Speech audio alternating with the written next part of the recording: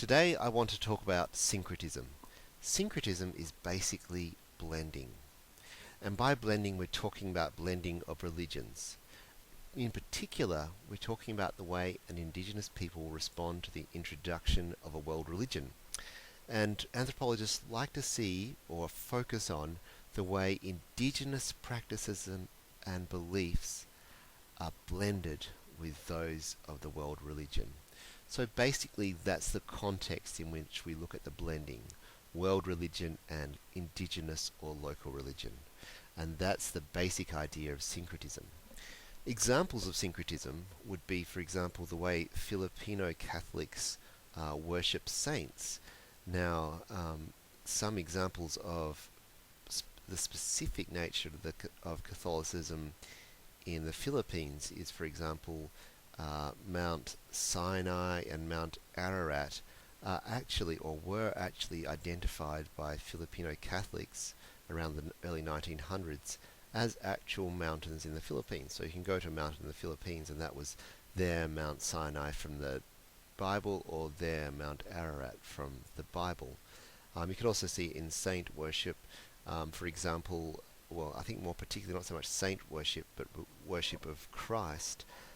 In Easter, some parts of the Philippines are famous for their rituals in which young men, or older men too actually, try to recreate the passion of Christ, Christ's suffering, and they actually hammer nails through their hands onto crosses and bear the cross through town. Now this is a Christian idea of Christ's suffering, but they have blended it in with local ideas, particularly the local idea of utang na loob, which basically means a sense of debt, and that's the kind of debt that one has towards one's parents, one's God's parents, and also towards Christ. So it's indigenized or synthesized with local beliefs, Catholicism and local religion. We also see examples of syncretism in relation to Buddha. The images of Buddha, for example, in India are different to images of Buddha in China and Japan, and images of Buddha in Southeast Asia. If we look at images of Buddha in China, for example, there's a lot of emphasis on his material wealth. He's often a very corpulent Buddha portrayed in gold.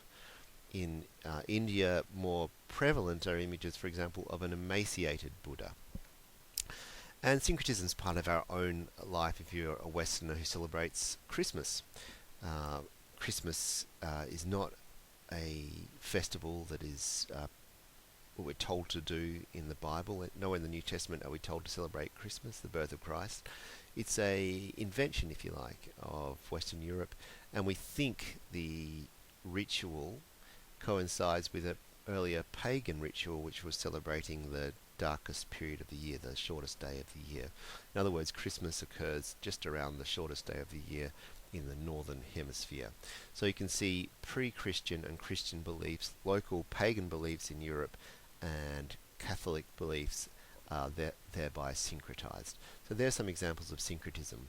But today I want to focus on the Virgin of Guadalupe. I wanted to talk about Selamatan, but I don't think I'll have time for that. The spelling's all off, so I'd better fix that up before we go on. That's Selamatan. And by the way, in that last slide when I was talking about saint worship, the term is, as I remember, utang na loob. That's the sense of indebtedness. Okay, so we want to talk about the Virgin Virgin Mary. If you're unfamiliar with her, she is one of two Marys in the Bible. There's a Mary Magdalene who's a prostitute that Christ befriended, but the most important Mary is Mary, Christ's mother. And she is thought of in official doctrine as being an ordinary mortal. However, she has been canonized, that is, she has been made into a saint. She's thought of as like a mother and a virgin, so her characteristics are she's caring, she's pure, and also because she sacrificed her son, she's thought of as a wonderful example. She's famous for granting prayers, so in different parts of the world people will undertake pilgrimages and pray to Mary to help her, particularly in times of sickness and so on. We can see here a picture from Fremantle, a fishing town in Western Australia, where local Italian migrant men are carrying their statue of the Virgin.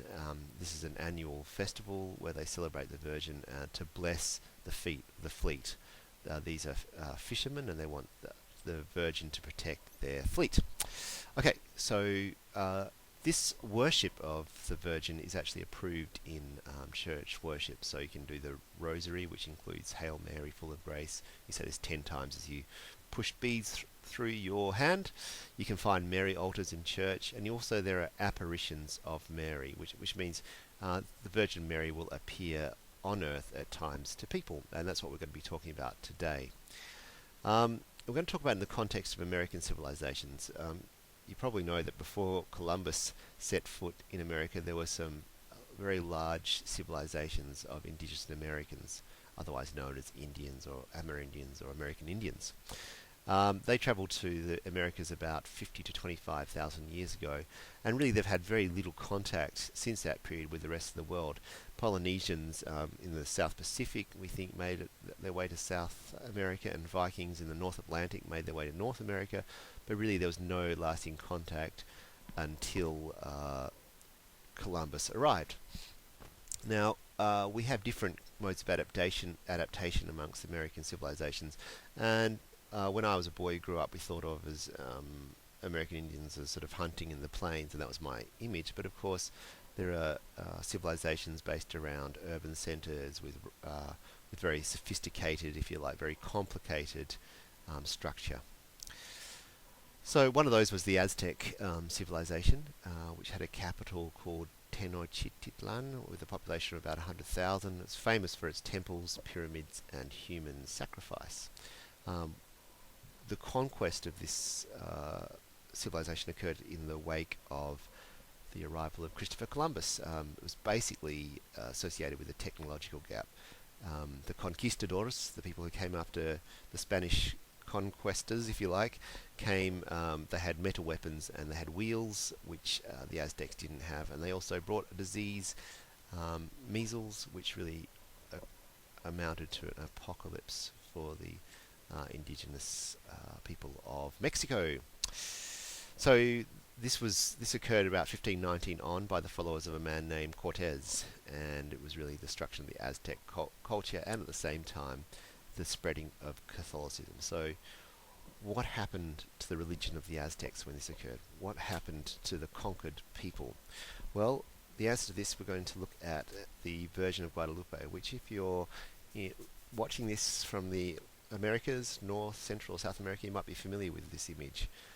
It's depicted here on what's called the tilma, the rug, if you like. You can see the Virgin here, and there are the roses, which we'll explain in a sec. So the miracle is basically that the Virgin Mary appeared to a man named Juan Diego in 1531. Now, Juan Diego was a recent convert. He was an Indian, an American Indian, who had recently converted to Catholicism. And this is about 10 years after the Spanish conquest of Tenochtitlan. Apologies for pronunciation. So, as I said, Juan Diego was a new convert, and when the Virgin appeared to him, when he had this miraculous vision of the Virgin ordered him to build a church in Tepeyac, which is near the capital, so I can, quote, minister to the miseries and sorrows of the Native American people. Now, Juan Diego took this to a priest by the name of Zumarraga, and twice he was ignored.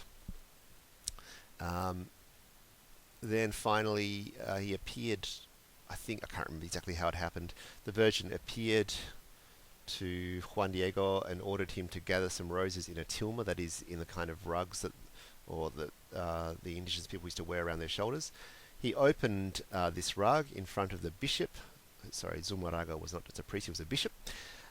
And as he opened the rug, a virgin appeared on the rug. Now, that rug is still around today.